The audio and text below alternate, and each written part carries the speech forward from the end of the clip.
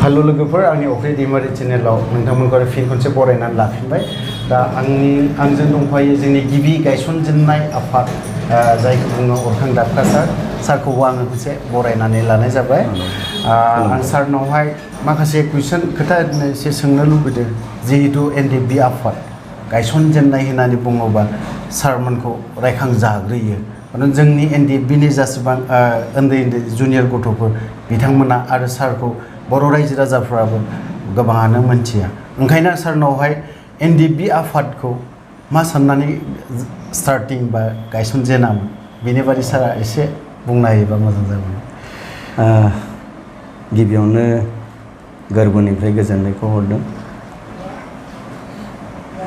जोंहा फंबाय अफ्रि दैमारि आंनिसिम फैनानै जे होदावरि होसावरि माने जारिमिन ndfb नि जारिमिनखौ माने मोनथिनो लुबैना फैदों बिनि थाखाय आं हामबाय होननानै बुंबाय जे ndfb जोनोमनि सिगाङावहाय बै जिथु अबस्था बर'नि जि थासारि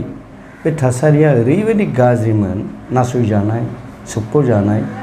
जेरावबो माने सैया खालामजानाय बामोन सम्प्रदायजों जादोंमोन जायखौ जोङो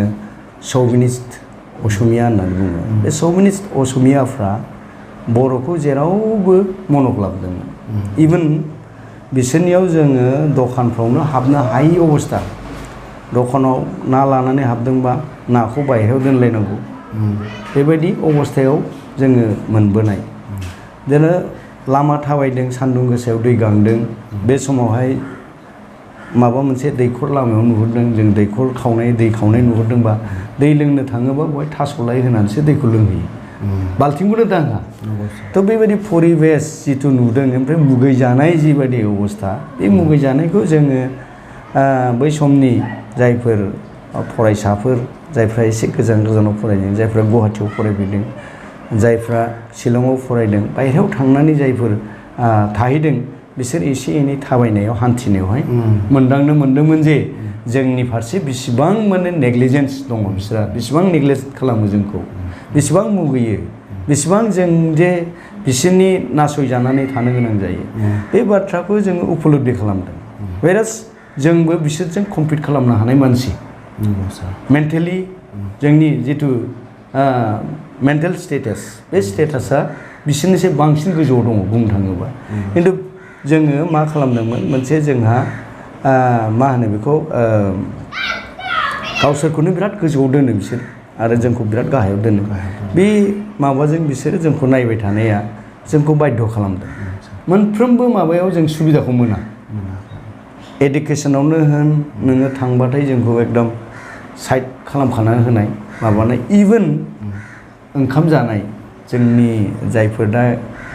गोजाम केडारफोर दङ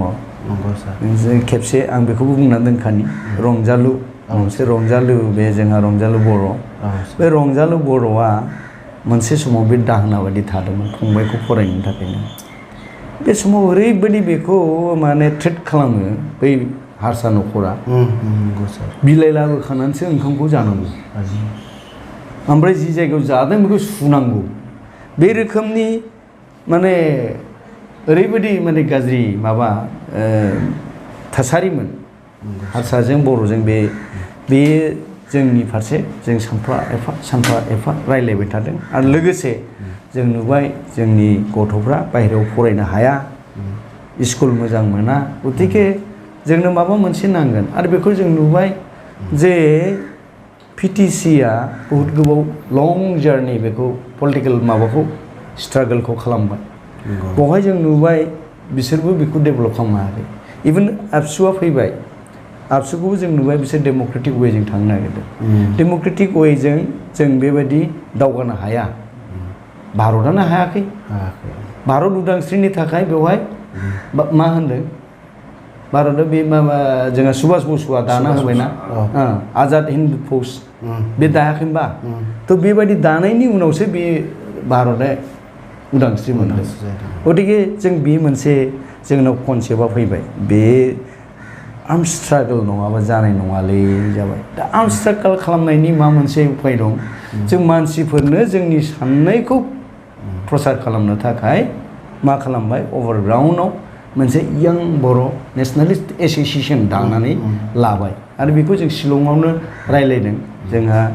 रनसायग्रा नाब्ला दैमारि बे बिथां दा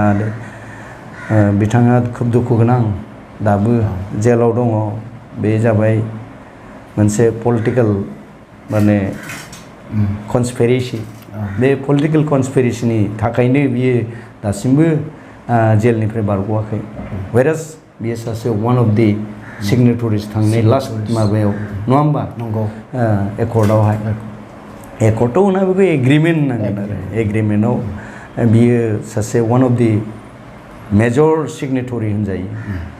सान्ति प्रसेसआव लाबोनो थाखाय बेखौ लेंहरनानै सुक्ति जानाय दा बेखौ नायोबा जों नुयो आरो बेबादि मोनसे ट्रिक्सजों गोदोनिफ्रायनो खालामबोबाय थाखादों आरो दा बेखौ जोङो आवगायावनो हमखादों जेराव जों बे माने आर्म स्ट्रागलनि थाखाय आर्म्स विंसआ थाथारनांगौ बबेबा मोनसे डेम'क्रेटिक वेजों थांनोब्लाबो बे मोनसे साइडआव थानांगोन होननानै साननानै बे आफादखौ BSF नामै दानाय जादोंमोन आरो माबानि यां बर' नेसनेलिस्टनि उनावहाय बेखौ 1986 नि 3 अक्ट'बर बेवहाय माने दानाय जादोंमोन आरो बेखौ अदला खासिबारियावनो रन्जन दैमारिनि गामिनि LP स्कुलाव हरसे थाल्ला जिरायनानै बेवहाय जोङो गासै 33 जनल' एकदम मोजां दंमोन आरो मोजां शिक्षित गथ' माने सेंग्राफोरखौ लानानै बेवहाय जोङो रायलायखोमानो हरसे रायलायनानै बेखौ मोनसे एडक कमिटि दाबाय एडक कमिटियाव रनसायग्रा नाब्लाया गावनो चेयारमेन आंखौ सेक्रेटारि जेनेरेल होनानै दोनथ'बाय बे एडक आरो बे एडकैनो दादों बेनि उनावहाय बे दानायनिफ्राय जों मा जाबाय दाथ' बेखौथ' फकास खालामनो हाया आर्म स्ट्रागल होननाय लोगो लोगो टटेलि माने कनस्टिटिउसननि एगेन्स्टआव थांनाय जाहैबाय ना ओंखायनो बेखौ लाखोमानानै जोङो मा खालामग्रोबाय मानसिफोरनो जोंनि फिल'सफि जोंनि मेनिफेस्ट' बेखौ फोरमायग्रोनो थाखाय गोबां मोनसे पलिटिकेल क्लास जाबाय थादों आरो बहुद बे यां बर' नेसनेलिस्ट थानाय समावनो बेफोर खामानिफ्रा फ्राय जाजोबफ्रामदों साइडआव लांनानै जोङो पिकनिक खालामनानै बोरै क्लास होयो मायो बेफोरबो जाबोजोबदों आरो बेखौ आं दा एसेबां बुंनाय नङा सुंद'यैनो बुंगोन थ'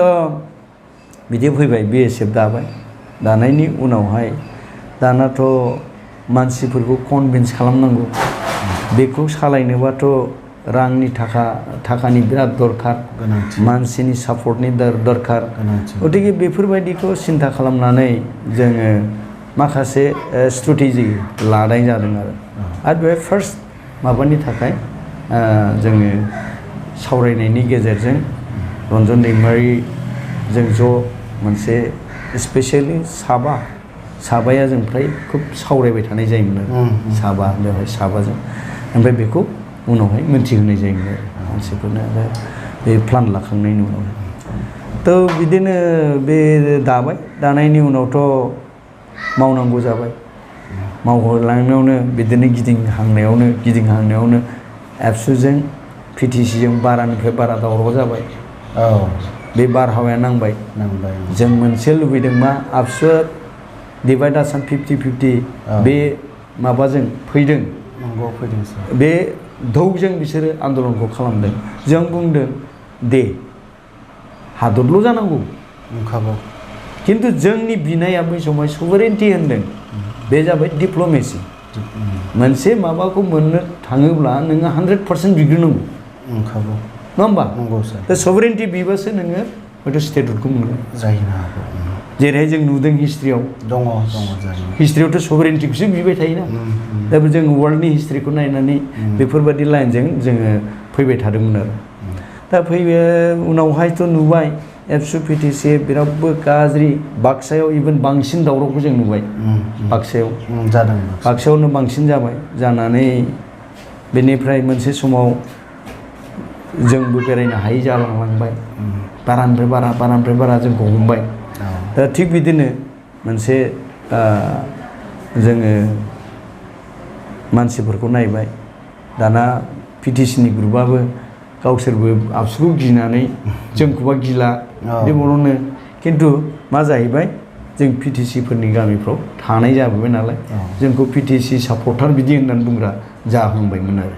खिन्थु बे नङा पिटिसि नङा जोंथ' बयजोंबो रायज्लायबोदों इभेन उपेनजों बार रायज्लायदों उपेन ब्रह्मजों आं गावनो सेक्रेटारि थानाय समावहाय 7 टाइम्स रायज्लायदों खौसे खालामनायनि थाखाय आरो खौसे खालामथायनो उदालगुरि कलेजाव खननै सनायगावआव खनसे ओमफ्राय खायजामाथियाव खनसे ओमफ्राय बिदिनो शिलंआवबो खनसे जादों बेजों रायज्लायनाया गतिके बे 7 टाइम्स बेजों रायज्लायनो मोन्दों रायज्लायनानै आं बेथ' होनदों आन्डारस्टेन्डिंआव थालायनांगोन माबागोन होननानै ओमफ्राय जों बुंदोंमोन बिएफखौ मानो नांबावगौ बिएफखौथ' नाङामोन बिनि सिगाङाव जों बेखौ प्लेस खालामदोंमोन बिएफखौलाय मानोथो नांबावगौ बिएफखौ होनो नांला गाज्रि जालांगोन ना होननानै ओमफ्राय उनावहाय मा बर'फोरनिथ' माबाना जोंथ' मिथिया दिनै जि परिस्थितिया जादों बै समनिफ्रायनो जाबोबाय थानाय दिनैनि जि परिस्थिति बे परिस्थितिया आवगायनिफ्रायनो जाबोबाय थानाय दा बै समावबो बे दिनैनि परिस्थितिया मा होनना बुङो बेखौ जों सरासनस्रा आवगायाव मा होनो डेभिसिभ फर्स होनना बुङो जाय गोहोआ नुनो मोना गोहो मालायनि मोजां जानायखौ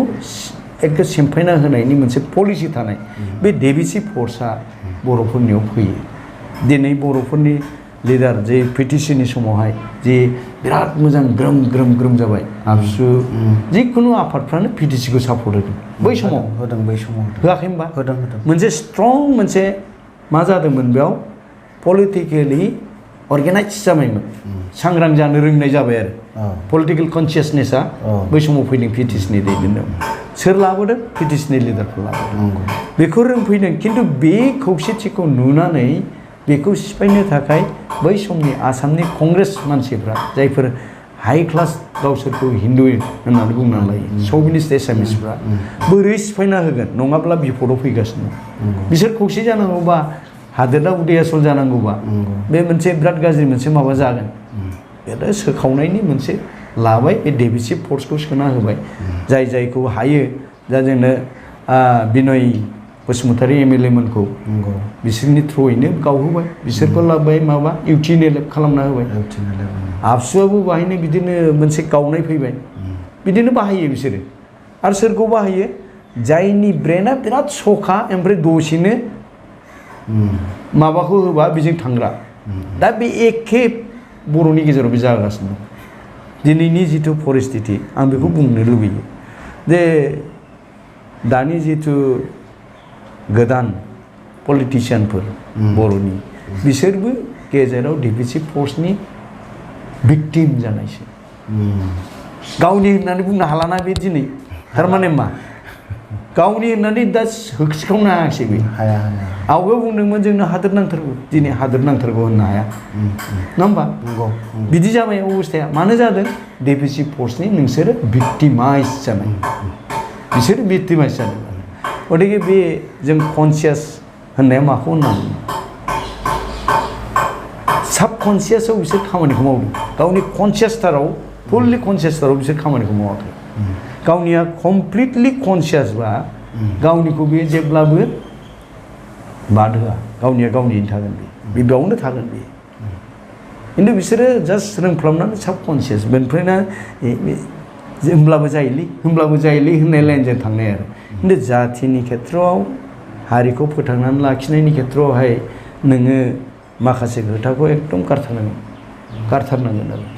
आं दिनैबो दासिमबो सिमाङाव दङ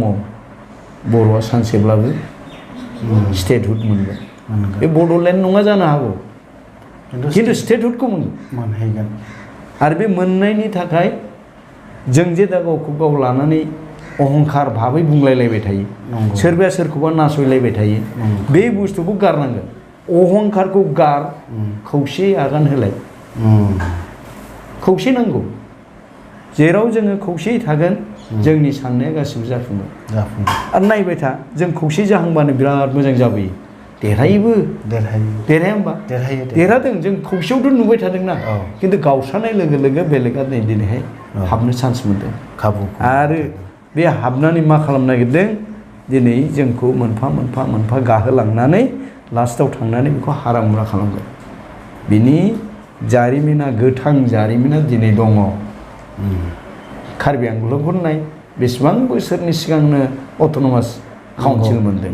दिनैसिम बड'लेण्ड बा जों जायखौ बिटिसि होनना बुङो बे बिटिसि बायदि डेभेलप जायाखै मानो होनबा बाहायजादों दिनै बे एखे पद्धतिखौ जोंनि बिटिसिनि गेजेराव लाबोदों नैबेनि थाखाय जों कनसियास जानाया मोजां आरो आं सारनावहाय जोबथारनायाव मोनसे खोथाखौ सोंनो लुबैदों जिहेतु जों मार्टियार्स दे जों 14 सेप्तेम्बरखौ जोङो मानियो गिबि मुंख्लं जाजेननाया माब्रै जाजेना आं बेखौ एसे सारा एसे मोजाङै खोन्थायोब्ला मोजां जागोन खारन जों मार्टियार्स डेखौ जोंनि गथ'फ्रा फ्रायानो एक्स ndfb जुनियर गथ'फोर बिथांमोना फ्रायानो मिथिया गोबाङानो सोरबा दिनै दैदेनगिरि जादों सारमोनजों सावरायफैयाखै बा लोगोबो हमफैयाखै बेफोरनि बारै मोजाङै मोनथिया ओंखायनो सारा बे गिबि मुंख्लं जाजेननायनि बारै फंनैसो एसे मोजाङै खोन्थायोबा मोजां जागोन सार मुंख्लंनि बे फार्स्ट मुंख्लं खोथाखौ रायलायबाथाय आं गोजांस्रिउ नागिरो नै मानो होनबा बिराद मोनसे गिथाव मोनसे सिटुवेसनमोन बेयो बिराद गिथाव सिटुवेसन आं दहाय गालांदों बेखौ खिन्थालाङाखै जे बै जे सनारि होननाय गामि उदालगुरिनि खोला आबसु एरियामोन बे समाव आं एसे दहाय मरेल ओरैनो अरेल रायलायनायाव बुंलाबाय थादोंमोन दा बे सनारि होननाय गामिया उदालगुरिनिफ्राय मथा मथि 8 किल'मिटारसो गोजान खोलाहा बांगालनि बर्डार आरो बे माबायाव 88 नि सेप्तेम्बर दाननि 11 थारिखआव 11नि एसे सिगांनिफ्रायनो जादों बाव गन्डगल माने बर्डाराव बे बर' गामिखौ सावनो नागिरदों बे एबसु एरिया ओमफ्राय बेवहाय जों मोनथिनानै बे जायगाखौ जोंनिफ्राय आं स्वयं गावनो 13 जन केडार बाहाय डिप्लयड खालामदों हरदों बेवहाय ओमफ्राय आङो थाहैदों बिसोरजों आं गार्डआव थायाखै खिन्थु साइडआव थानानै बिसोरनो आं माबा होबाय थादों इनपुट खालामबाय थादों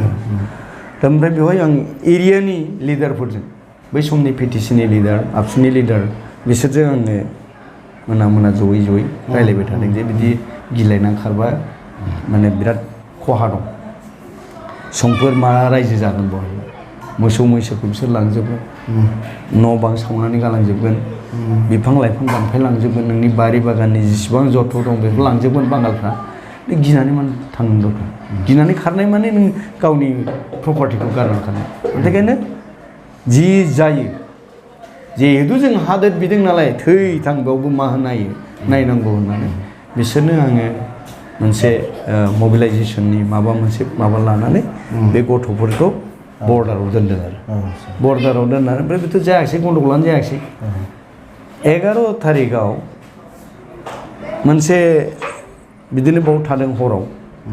लेटार सहैबाय आंनाव मोनायाव आदांजारा होननाय बे लांदों बेलासियाव लांनानै बे लेटारखौ नायबाय बिहुराम बर' जोंनि साहित्य सभानि सेक्रेटारिमोन बे समाव बे बिहुराम बर' सारा गांसे लिरना हरबाय अमर फंबाय नों फैयाब्ला जानाय नंला नोंसो हासिगोन जोंनियाव 3 सेंग्रा लांनानै दानथारहैबाय दाखालि आरो 2 लांबावबाय होनना बुंबाय हाब बिदिथ' जानाय नङा माबोरै बिदि जानांगौ मोजां फरायनाय गथ' बे समाव हायार सेकेन्डारिनि गथ'फोर बिसोरो लांजानायफ्रा ओमफ्राय बिदिबाथ' बोरै जाबावनो आं बेवहाय बे सनारिनि थानायफोरखौ मोजाङै बुजायबाय दसे बुजायना बुंबाय खुनु दिन गावलाबायनोबो नाङा गाव होआखैबो आं गावलाबायनोबो नाङा आरो माबानोबो नाङा जों सेफ साइडआव थानानै बोरै सेकुर खालामनो हायो जोंनि गामिखौ जोंनि बर' गामिखौ बेखौ नोंसोर मोजाङै बुंनानै रिटार्न जानानै थांजाबाय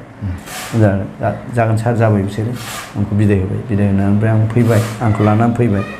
फैनानै खायजामाथिनिफ्राय बिनिफ्राय आंनाव 13-14 जनसो माने साइकेल लानानै आंखौ नेनानै दं आरो लांनो आं बिसोरजों थांबाय थांनानै ओमफ्राय आगंजार होननायाव जोंखौ दोनहैबाय आगंजारनिफ्राय आं गासै खोथाखौ खबर लाब्ला बुंबाय जे रे सार जे थांनाय सानथामसो सिगाङाव साथामसो दानबाय आरो नै दिनै साथाम लांदों दे बबे गामिनिफ्राय लांदों थांबाय जों बालिसिया होननाय गामि बेयाव थांबा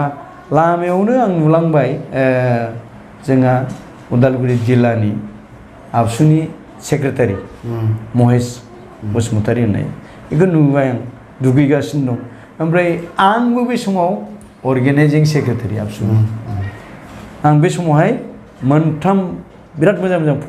पस्ट दंमोन आबसुनि डिस्ट्रिक्टनि अर्गेनाइजिं सेक्रेटारि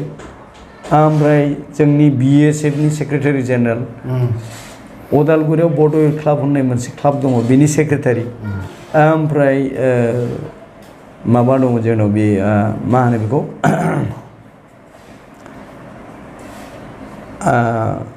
अखिल भारतीय विद्यार्थी परिषद बेनिबो अर्गेनाइजिं सेक्रेटारि बर'फोरनिफ्राय आं फार्स्ट ओंखायनो आंखौ कमिउनिस्ट होनो आरो मानसिफ्रा आबसुनि मानसिफ्रा कमिउनिस्ट सोलि बे होनना बुङोमोन आरो बे मा दंमोन आं ओमफ्राय बिदिनो आरो बेलेग दं फिसा दं थ' आंखौ मानसिफ्रा फोथायो ओनसोलाव आरो बेखौ मानियो होननानै इभेन हारसाफोरजों रायज्लायनो हायैखौ आं रायज्लायनो हायो सिगिनो हायैखौ आं सिगिनो हायो बे टाइपनिमोन आरो बे समावहाय बिदिनो बे बुंहरनायखाय बिहु सारा बुंहरनायखाय आं बिदिनो थांनानै ओमफ्राय बै बालिसिया गामियाव नुजानानै रायजोफ्रा ज' जिरायनानै दं गाबलायनानै दंगासिनो दं बै बिमा बिफाफ्रा गथ'फोरनि ओमफ्राय आं सोंबाय बिदि होनबाय दे लांबाय बुग्लि लांदों खानानै लांदों दिनै दानथारनानै गारोनो बिदि होननानै बुंबाय हाब बिदिथ' जानो नाङा आच्चा नोंसोर सोरबा डिभाइडेसन 50-50खौ बादा होग्रा दं नामा बिदिथ' गैया माथ्र जों माने आन्दलनाव जोंनि गथ'फ्रा थाङा बे समाव फरायग्रा गथ'फ्रा थाङाखैमोन बिसोरखौ माने बिदिनो माने ओंखारनांगौ होननानै पानिशमेन्ट होदों जाहैबाय होमब्ला बिदिथ' जानाय नङा जायखिजाया आङो दा दिनैनि बिथोरावनो सेक्रेटारि महेशखौ आं नुबोदों दुगैदोंमोन बियो खिन्थु बियो रायलायाखिसै न'आव थ्रोब हाबलांदों आं गाबज्रिबाबो खोनासङाखिसै गथिखे आं दा थांनानै बेखौ थाब लोगो हमहैनांगोन बेजों आङो रायलायथारनांगोन नङाबा दिगदार जागोन होननानै ओमफ्राय फैफिनबाय फैनानै बिनि न'आव लांगोनाव थांबा गेटखौ खाथेनानै दं ओमफ्राय रुवाथिखौ थिनहरदो रुवाथिया बे गैया जाबाय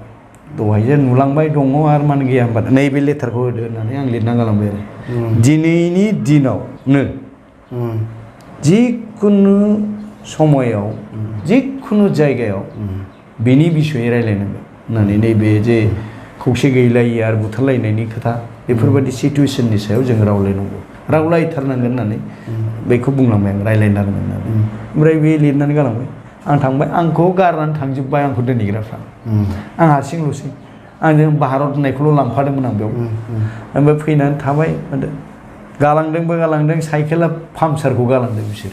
आंनि साइकेलखौ लांबाय बिसोर ओमफ्राय थाबाय थानानै ओमफ्राय बे जोंहा जे फार्स्ट मार्टियार जादों होननाया बे दंमोन बेबो माब्लाबानो बेखौ लानानै ब्लक बे आंखौ नेबाय थादोंमोन आरो बेखौ माथो होलांनो होननानै मेरगा होननायखौथ' मिथिगौ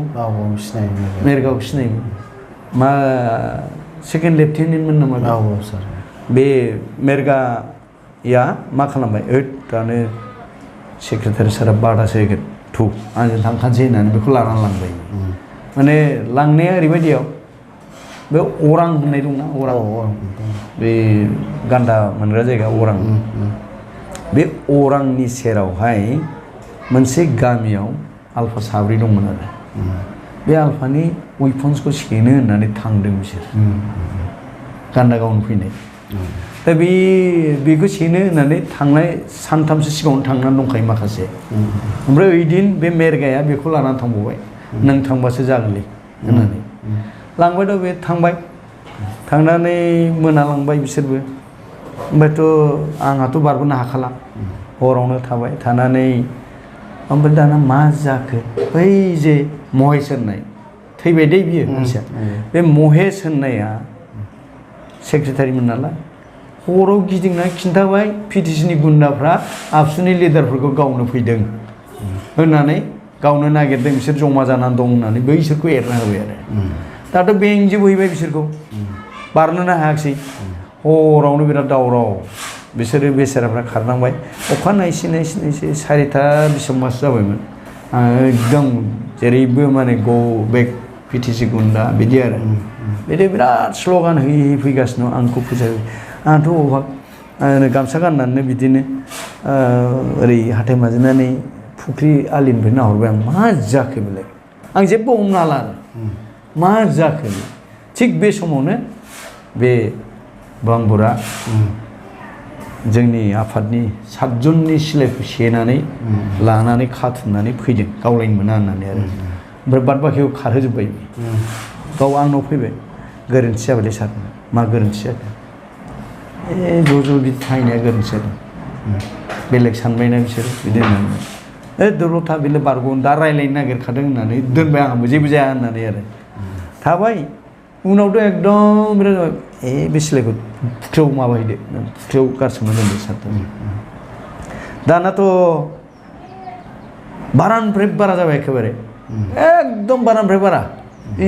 लोब लोब मानसि फैबाय लोब लोब मानसि फैनानै माइ बारिया बुंफबजोब्बायना सेप्तेम्बरनि बे माबानि खोथा बे 14 ओमफ्राय एकदम बेंजोबनानै एखे उफायथ' गैला दांबाय आङो जोंखौ बुंबाय नोंसोर थाखोमादों होननानै जोंखौ दोनखोमाहैबाय दोनखोमानानै मथा मथि 40-50 मिनिटसो जाथामसै आरो स्रि जाजोब्बाय बिसोर मा पलिसि खालामबाय नुजानो हागौ होननानै थाबाय आरो मुथुरियाव माइयाव जिराय थाबाय आरो औवा बिजौनिफ्राय सासे बाज्रुमनानै खारबोदेरबाय जों थानायाव हे बिजों सासे खारबाय होनना बे फैबाय बे आथिं सुफ्लुं जादों रौतानिनो आरो बे जेबो गैया आफादजों जेबो गैया खालि गामिनि माबामोन बियो बेखौ एखे फुरा आथिंखौ सुफ्लुंदों फुख्रिजों ओमफ्राय आंजों थांफानाय मानसि बे भारतखौ खिन्थायैनि खोमाखौ खावसे नैबेखौ हास'दों बे बिगुरखौ नैबेखौ फानना हास'ना होदों बिदि जाजेनबाय ओमफ्रायथ' दा मोनबाय बे बांबुरा सार आं हमजाग्रोनोसै जाबाय औ सिगां फैबाय खाबाय बुबाय बुबाय गांलाब गोलैबाय लानानै थांबाय खानानै आंखौबो बुख्लायबाय आंबो गोलैबाय खानानै लांदोंमोनथ' लांदों नेकेटसो बर'नाथ' बिराद गाज्रि नेकेट गामसाबो गाननो खायाखै एकदम बुसिलांना जायो बे जायफोर सिख्लाफोर सिनायहरनाय बिसोरो गावसोर जोमबायबायनायखौ हरो खानानै होननानै आरो लामाया सिख'नानै मानो बिसोरखौ बिदि गुन्दाफोरदों बिदि आरो बे स्टाइलाव लाङैनो एकदम मोनसे जायगायाव बिराद हाखर मोनबाय आरो केनेला ओरैथ' ओरै लाइन आंखौ बे आगदानिथिं लादों ओमफ्राय बे केनेल फारसेथिं बेखौ लादों आंनियाव बेवहाय जावस'नाय दं आरो दै 2 मिनिट बेखौ हा सिङाव बेयाव गानानै हा सिङाव हाब्रुआव गादों आरो बाब्राबहोदों आथिंखौ बिरादनो बेनिफ्राय आं बाब्राबनायखौ नुनानै मानसिफ्राथ' जाबाय जालायबाय गावसोरबो अननाय दं सोरबा दा आंबो लानो हायासै ओमफ्राय थिखांनानै लानानै बिदिनो माथर बुलाङै मोनसे जायगायाव सोमलिगुरि होननाय जायगा बे जायगायाव बुहैबाय बावथ' रुवाजोंबो बुबाय माबाजोंबो बुबाय मोनथियाखिसै LP स्कुलाव सोनानै दोनबाय ओरै खाथुमनानै मेगन खाथेनानै दोनबाय जेला सुथि मोनो होमब्ला बांबुरा गैला होननानै दावराव जाबाय आंनो बे जोंजों हमजाफानाय बे रौतानि मानसिया खिथाबाय सार खोमा खाथियाव खिन्था खोमाबाय बांबुरा गैलालै सार बोरैबा मोनबाय आं बांबुरा गैला माने आंबो गैखाला आं बिदि सानबाय ओमफ्राय आं इसोरखौ आर'ज गाबदों ओरैनो थानानै जे आंनो माने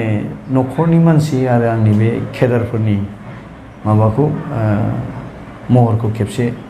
मोजाङै खिन्थाफैदो आंबोथ' थाखानाय नंला आं बिदि सानबाय आरो ओमफ्राय न'खरनि मानसिफोरखौ गोसोखांनानै आं बोरैबा थांनानै सिरि मोनखांनायनि उनाव जेला दै बियो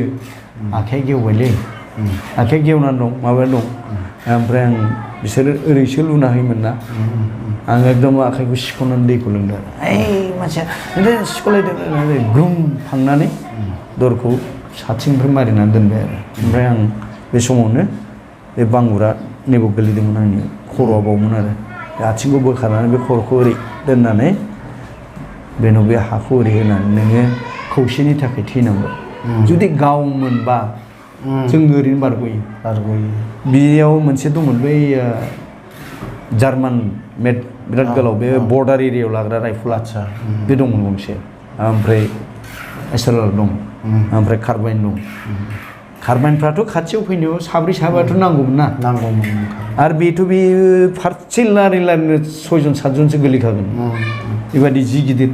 माबाया ओमफ्राय बेफोर खोथाखौ सिन्था खालामाखिसै बिसोरो खिन्थु गावाखै बेनो हामबाय जारिमिनाव मोजाङै थादों बिसोर जे हारिखौनो अनमारदोंमोन मथ' बादि थादोंमोन नङा होमबा जोंनि मथ'आथ' बेनोमोन बेनो दा माने हारिया थांथों जों थैनि बे सेन्सआवनो बुंखानाय नालाय गथिखे जों बिराद मोजां जादों बे समाव थैनाया आं बेखौ बुंबाय नोङो खौसेनि थाखायनो थैनांबाय नोंनो अरायबो जारिमिनाव सनानि आखरजों लिरनाय थागोन होननानै बेनो मेगनखौ ओरै बोफ्लुमना होबाय बेखौ बुथारनाय ओरैबायदि बुथारदों बे औवा मोनसे ओरैथिं दोनबाय ओमफ्राय साथिं मोनसे होनानै बेगरखौ गाख्रुबना होदों आरो बेबायदि बुथारदों बेखौ बिनिफ्रायनो बे दिननिफ्रायनो बे फार्स्ट माबा मार्टिस लानाय जादों आरो दिनैसिमबो बे समावथ' आंबोथ' थैनाय आरो आंनाथ' आरो काहानियानो बिराद गोलाव बेयाव माने बेथ' जोब्बाय बे थैबाय नालाय दानिया बेलासियाव जोंखौ थानायाव होनांसिगौ होननानै थानासिम थेलाजों नारहोबाय थैहांथार नुनानै हाजिरा भारा होननाय दं बेयाव दोनफैबाय दोननानै दाथ' थैहां बिनिफ्राय लांला मोनथिबाय उमुखासो हाबा बेथ' मोजां मानसिफ्रा उनाव मोनथिजोब्बाय बिजों लाबोबा आंखौ मोनथिबायना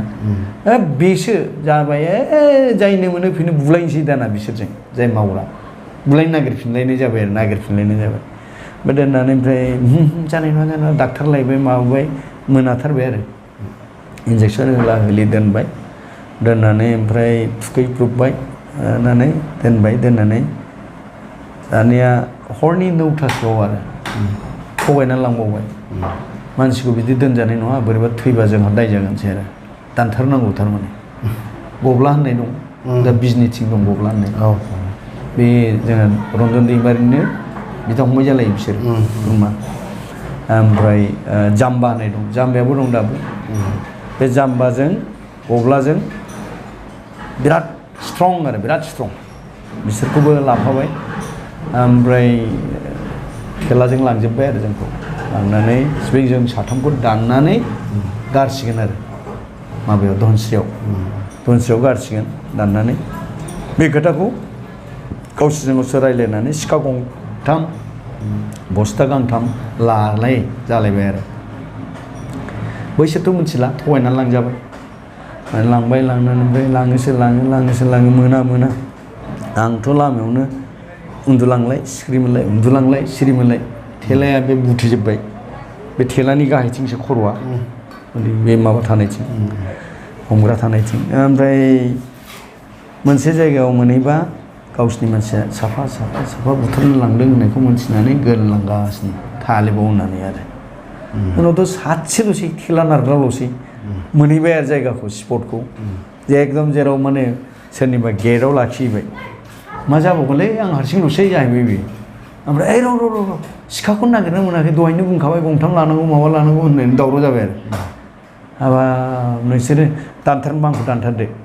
होनबाय आं बे समाव दानथारनोबा आंखौ दानथारदो बिसोरखौथ' नोंसोर हाखानाय नङा होनबाय आं मोनखानाय नङा होननानै मानो होनबा बे जाम्बा होननाया लहायानो नाङा बेनाव आसरित माने खालि सादन दं बेनाव जाम्बाया बे जाबदानि बिगुमै बिबोनां बिदि जालायो बिसोर ओमफ्राय बेथ' जाबाय सार नों गिना ओरै नारो आरो आंखौ सार नों गिना आं नोंखौ लाना खारसिगोन एबार बिसोर फात्ता मोना थिखांनानै खारथारनोसै आरो बियो आं बुंदों बेखौ आंनि खर'खौ लानानै न'आव दिन्थिहैदो आं न'आव फैफिनगोन होनथारदोंमोन नों लांथारनांगोन होनबाय थादों आरो आं नङा माने बे हाला बे रुवा देजाजोबनाय ना हाला ओमफ्राय गिना सार आं दं एबार जाबाय थिग बे समावनो बैथिंनि थगायनानै लाजानायफ्रा सिलाय लायै लायै थांफिनजोब्बाय थांनानै मानो थगायना लाबोनांगौ खाथेर बाथेर गैयालै गावनो नागिरबाय गावसिनि जौसिन बेनिफ्राय जोंखौ थिनहरफिनबाय बे जोंनासो नारबोबाय दा सानैया सासेया फैफाबाय थाबाय ओमफ्राय मोनसे जायगायाव गयबारि होननायाव आंखौ दोनफैबाय दाहाय थैखासिगोन नंबाय बैसोरबो गिबाय जोंनाबो थानायनि लागोना हां बोखोबाय आं माने बे ओरै बे माबाया ओरैसो जायोना माबायाव बिदियाव थेलानि बिदियाव ओरै जायो नालाय बिदि जाबायमोन थैसिगोन नंनानै बिसोरो लांदां मोसौ गलि बायदियाव दारहा गांसे ओमफ्राय जि गांसे बबाय ओमफ्राय बस्थाखौ फिनानै दोनबाय आरो बे माइ सौनायाव जे उवाल ओरै होबा जिलाया होमबा गेजेराव बेखौ ओरै थब सोना होनानै फुननानै थाबाय अखानायै फुङाव जेला सुथि मोनो होमबा आंखौ ओंखाम दौगासिनो दं आं बेखौ मोनथिबाय आरो थारमाने आंखौ थैबाय नंनानै गारसिगौमोन अखानायै फुङावहाय आं सिथ्लायावसो दङ बयबो माने गाबख्राव ओरै दौगासिनो बिदि जादों ओमफ्राय बेखायनो आंखौ गारफ्रामनाय होनना बुङो मानसिफ्रा गारजानायसो थैनानै गारफ्रामजानायसो होननानै बुङो आरो थ' बेबायदि मोनसे लाइफआव थांबाय खिन्थु एथ' खस्थ' खालामनानै जोंनिया जे दिनै थगायजाफैदों आं बेखौ बिराद बोरैबा गोजोननाय मोनाखै आरो गोजोननाय मोनाखै जेखियानो जादोंला सारनिसिम आं गोबां खोथा सोंबावला सारनिफ्राय जाखिनि मोनथिनांगौ माने आं बेखिनिखौ मोनदों मोजांबो मोनदों आरो मालाबा सम मोनोब्ला सारनावहाय आरो फैबावगोन आरो जों सोलोंनांगौ दङ होननानै आं सानो जेसेबां बर' रायजो राजा बिथांमोननिसिम सार गौथां दाबखा बिथांखौ गोबाङानो सिनाया बा बै समाव सिनायोमोनबाबो जोंनि दा जेनेरेसननि यां जेनेरेसन बिथांमोना सिनाया हयथ'बा नोंथांमोना आंनि चेनेलखौ नायोब्ला बिथांखौ सिनायगोन दा आं सारखौ आंनि चेनेलनिफ्राय रोजा रोजा साबायखर हामबाय होननानै बुङो लोगोफोर भिडिअखौ आं बारा गोलाव खालामला बेखिनियावनो दोनथ'नो सानबाय जय बर' हारि।